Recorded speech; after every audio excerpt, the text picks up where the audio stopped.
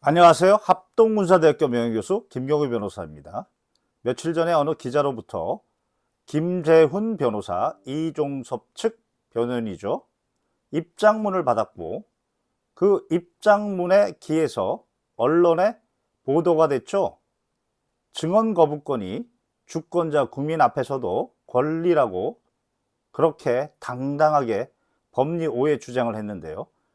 국민의 눈과 귀를 가리는 그런 짓에 대해서 영상 하나를 제작했고요. 오늘은 그 입장문에 입장을 밝히는 게 아니고 질문을 한 8가지 정도를 던져놨어요. 막 던졌어요. 얼마나 심각한 법리 오해를 하고 있는지 박정훈 대령 사건 관련해서 그 질문에 대해서 답변을 하면서 박정훈 대령 사건의 진면모, 본질에 대해서 주권자 국민 여러분께서 제대로 이해할 수 있는 그런 시간을 가져보겠습니다. 질문 하나하나를 김재훈 변호사가 던진 그 내용을 읽어보고 그리고 제가 그에 대한 답변을 드리겠습니다. 첫 번째 질문입니다. 해병대 수사단의 입건 전 조사가 수사입니까? 이렇게 질문했어요. 조사가 수사는 아니죠. 조사와 수사의 차이점은 수사는 강제성이 있는 거죠. 압수수색이나 구속영장이나 강제성이 수반되는 거죠. 조사가 수사가 아닌 것은 잘 알면서 이런 질문을 한 겁니다. 여기서 핵심은 고 최해병이 변사자로 발견이 되었을 때 그에 대해서 최초 변사자 처리 지침에 따라서 사망 원인이 무엇인가 조사하는 권한, 그것은 해병대 수사단의 독자적 권한입니다. 이 부분에 대해서는 주권자 국민께 말씀을 먼저 드립니다. 그 조사를 통해서 사망 원인에 범죄 원인이 있으면 군사보험법 2조의 취지, 국민의 명령에 따라 군에는 수사권이 없고 경북청으로 바로 이첩시켜야 될 의무만 있는 겁니다. 두 번째 질문. 그 입건 전 조사는 국방부 장관을 비롯한 그 누구의 지휘 감독도 받지 않는 불가침의 독자적 영역입니까? 상당히 감정적 질문이죠. 그러면 국방부 장관에게 불가침의 독자적 영역이 있다는 얘기인데 바로 변사자 처리 지침에 따라서 그 사망 원인의 불명, 알 수가 없거나 사망 원인이 범죄 원인과 관련이 없으면 그때는 해병대 수사단의 독자적 조사권이 있고 이때에는 국방부 장관에게 지휘 감독권이 인정이 됩니다.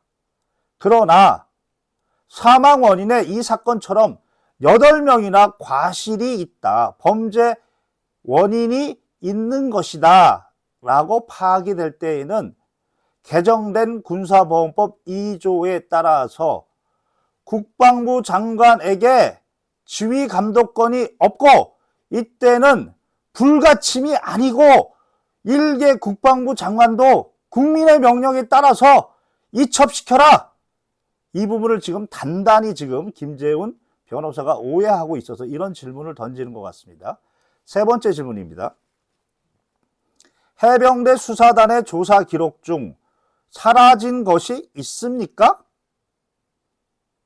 본인이 뭐 확인했나요?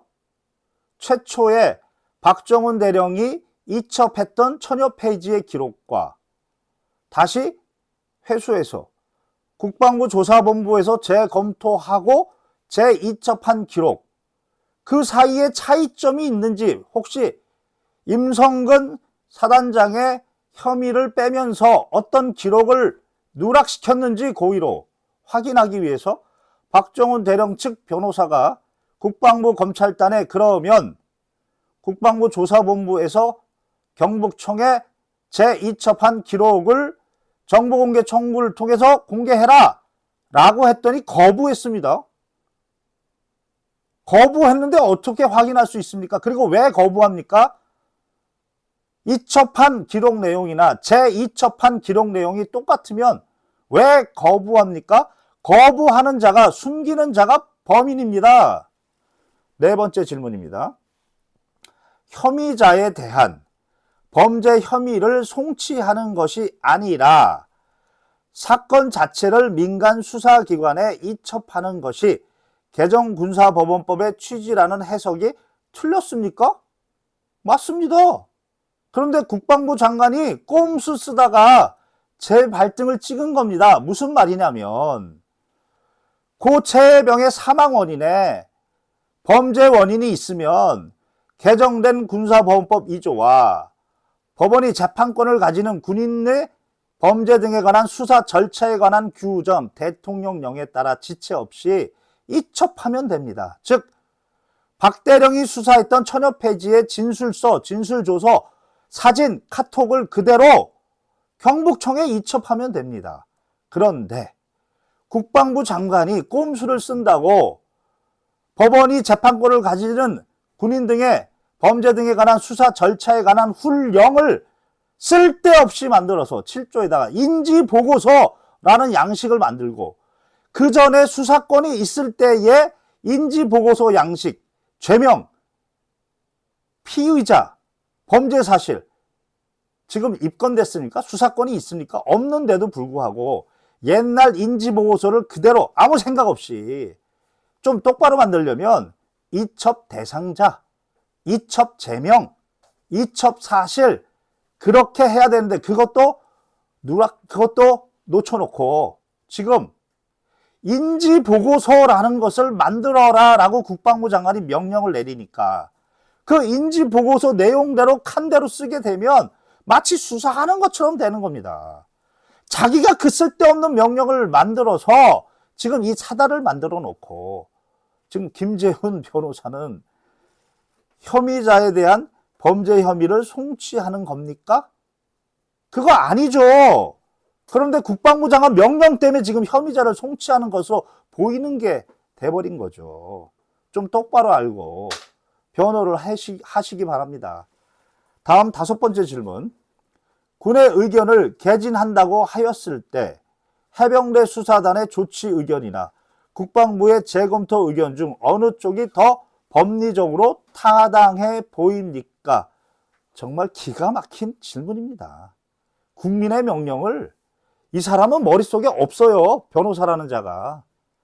지금 개정된 군사법원법 2조에 따라 사망 원인, 거기에 범죄 원인이 있으면 수사권이 없으니까 그대로 이첩하라는 겁니다. 그런데 그 이첩하라는 것을 갖고 와서 회수한 다음에 국방부 조사본부에 재검토를 시킨 것 그 자체가 위법인데 국방부 조사본부의 결과가 박정훈 대령의 조사 결과보다 더 타당하지 않습니까?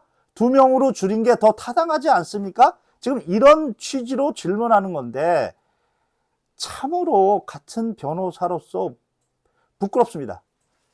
6번째 질문입니다. 그 의견이 이첩받은 민간 수사기관인 경북경찰청을 기속합니까? 기속하지 않죠. 왜 이런 질문을 하죠?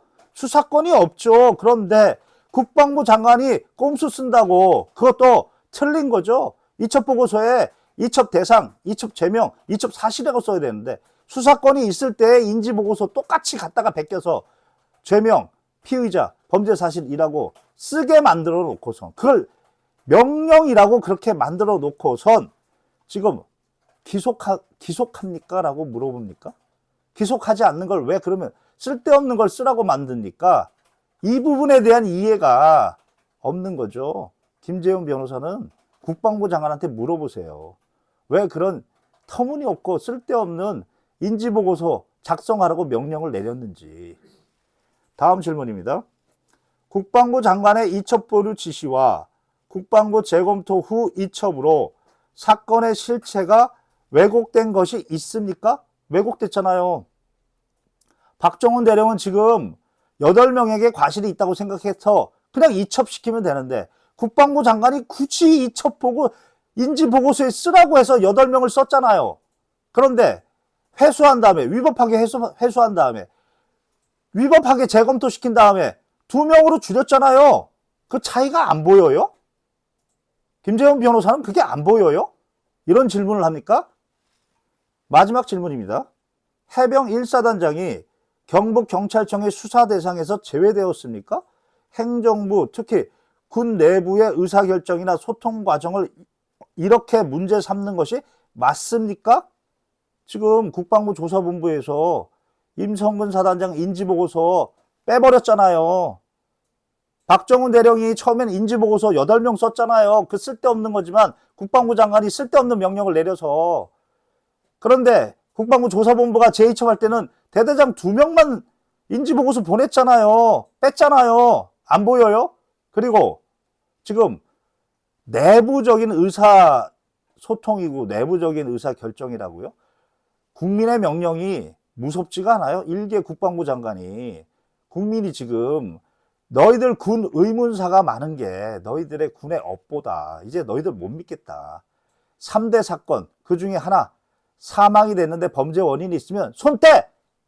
절대 만지지 말고 그대로 너는 민간으로 보내. 이게 지금 개정된 군사법원법 국민의 명령인데 걷다 대고 우리 내부적으로 지금 국방부 장관이나 되는데 내부적으로 뭐 논의도 못합니까? 정말 김재원 변호사에게 헌법이라는 게 무슨 의미일까요? 오히려 그렇게 묻고 싶습니다. 이렇게 해서 김재원 변호사의 입장문에 대해서 오늘까지 반론 그리고 국민 여러분께 관련된 내용을 본질적으로 설명해 보았습니다. 이상 합동군사대학교 명예교수 김경호 변호사였습니다.